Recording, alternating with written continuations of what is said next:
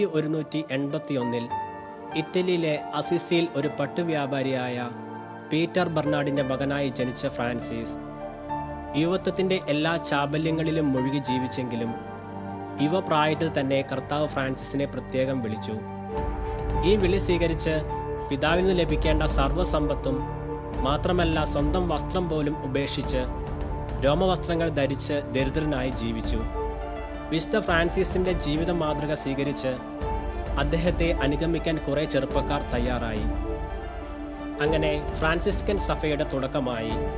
തെരുവിൽ പ്രസംഗിച്ചും കുഷ്ഠരോഗികളെ ശുശ്രൂഷിച്ചും വിശുദ്ധിയിൽ ജീവിച്ച ഫ്രാൻസിസിൻ്റെ ശരീരത്തിൽ കർത്താവിൻ്റെ തിരുമുറിവുകൾ പ്രത്യക്ഷപ്പെട്ടു.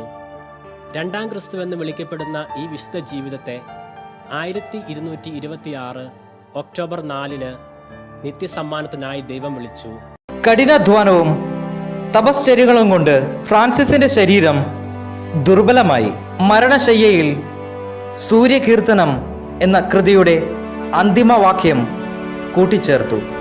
സഹോദരിയായ മരണമേ, നിന്നെ പ്രതി കർത്താവ് സ്തുതിക്കപ്പെടട്ടെ.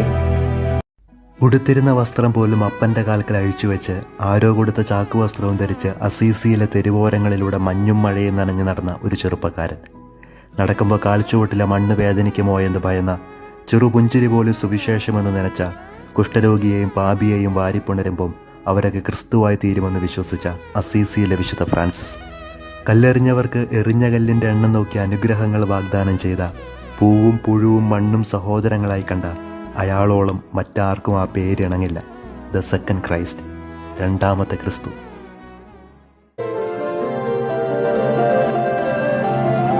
വ്യഭിചാരത്തിൽ പിടിക്കപ്പെട്ട ഒരു യുവാവുമായി 2 പോലീസുകാർ തെരുവീതിയിലൂടെ നടന്നു നീങ്ങുകയാണ്. ഇവരെ കണ്ട് ഫ്രാൻസിസ് പുണ്യവാളൻ്റെ ശിഷ്യന്മാരിൽ ഒരാൾ ഫ്രാൻസിസിനോട് പറഞ്ഞു, നോക്കൂ ഫ്രാൻസിസ്, എത്ര വൃത്തികെട്ട മനുഷ്യനല്ലേ, ഇയാൾക്കൊക്കെ നമ്മൾ സന്യാസികളെ പോലെ വിശുദ്ധരായി ജീവിച്ചാൽ എന്താ? ഫ്രാൻസിസ് മറുപടി ഒന്നും പറയാതെ തല കുമ്പിട്ടിരുന്നു.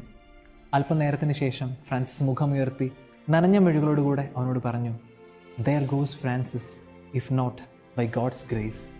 ഈ ഫ്രാൻസിസും അതുപോലെ ആകേണ്ടതായിരുന്നു. ഞാൻ അങ്ങനെ ആയില്ലെങ്കിൽ അത് ദൈവത്തിൻ്റെ കൃപ ഒന്നുകൊണ്ട് മാത്രമാണ്. Every saint had A past and every Sinner has A future.